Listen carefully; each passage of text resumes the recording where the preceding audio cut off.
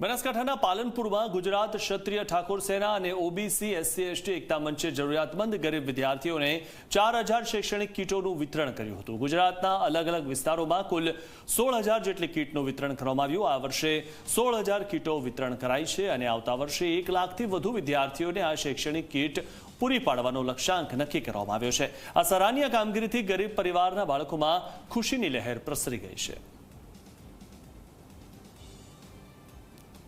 બનાસકાંઠાથી આજે ચાલુ કર્યું છે ઓબીસી એસટી એસસી એકતા મંચે ગરીબ વિદ્યાર્થીઓના જે નિરાધાર છે, ગરીબી અંતરિયાળ ગામડાઓમાં છે, જેને ભણવાના મા બાપ જોડે પૈસાની બહુ જ અછત છે, એવા બાળકોને અમે ટોટલી સ્કૂલમાં જતા બાળકોને 11000 પહેલા દિવસથી એટલે 2-3 દિવસમાં 11000, બીજી 6000 એમ કરી 17000 કીટોનું વિતરણ કરી રહ્યા છીએ।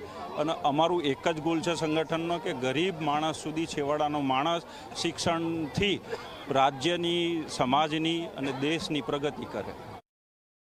એની અંદર 6 નંગ ચોપડા, એક બેગ છે સારામયની, એમાં જમવા માટેના નાસ્તાની કીટ છે અને બહુ સારી રીતે બોલપેન અને આજે વિતરણ કરવામાં આવ્યું। કીટ વિતરણનું આયોજન થયું, એમાં અમારા ઠાકોર સમાજના, એસસી એસટી ઓબીસીના સમાજના તમામ બાળકો જે મજૂરી વર્ગ જતા હતા એ બાળકો શૈક્ષણિક હેતુથી શિક્ષણ તરફ વળે એ ધ્યેયના હેતુ સાથે આજે સરસ આયોજન થયું।